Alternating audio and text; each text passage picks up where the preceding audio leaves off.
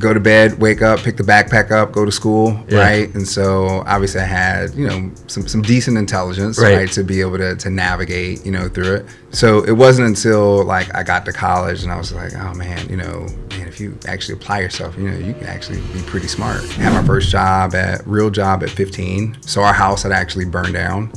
And so that was a really, like defining moment where it was like, I'll never ask my mom for money and I'll make sure that I'm a contributor and not a detractor. Yeah, there's I think Daniel Clayman was on this podcast and he said something super interesting where he was like, there's makers and there's takers. And there's a number of ways like contributors and detractors and stuff like that. But it's interesting to think about that, like him as a developer, he's making things. Like he's not trying to take things from people, he's just constantly making things. And that's where he wants to put himself. I couldn't imagine your experience with a mother that is working to support her family, your mindset of like, not wanting to ask her for anything. Like, that's got to be so powerful. And then you have a house that burns down. I assume you lose a lot of, maybe everything, but a lot of your personal items. Like what happens? How do you come back from that? Like, how do you get back on your feet after something like that happens? My mom was renting a house and I think it was a Georgetown Village. We didn't have renter's insurance. So we lost completely everything, but I also remember there was a gentleman, Ray Jackson. He had a mentoring program when I was in 8th grade. And I remember calling Mr. Jackson, told him about it. He literally, he picked me up, took me shopping, just said, hey, everything's going to be okay. Things are going to work out. We had posters, just all throughout the school, like help the Duncan family. Wow. And it was a lot of support, from the school system. And so, that was, really thankful.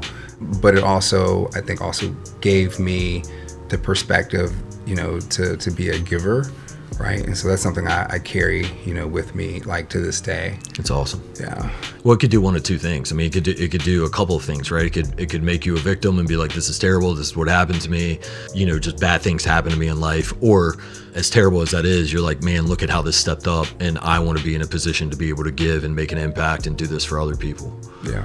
I guess with your experiences, you sound like you were a kid that recognized things, that was more aware that like, hey, you shouldn't ask your mom for stuff.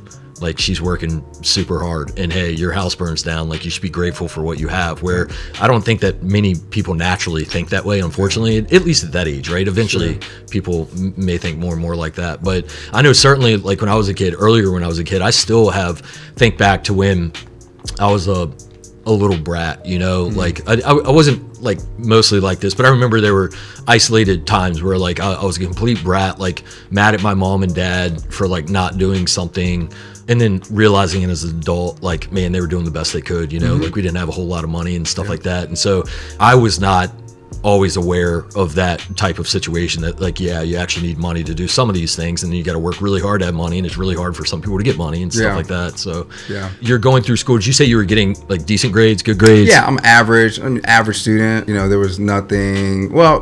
There was nothing really spectacular, academically. And I never really thought about it until I got into college. So playing sports, right? And then, you're expected to do your homework and so forth. I never did homework. Zero. I don't know how I graduated from high school. I never did homework. The backpack would literally hit the front door, right? And then, get something to eat, probably play some games. Right. Go to bed, wake up, pick the backpack up, go to school, right? And so obviously I had, some decent intelligence, right, to be able to navigate, through it. So it wasn't until like I got to college and I was like, oh man, if you actually apply yourself, you can actually be pretty smart.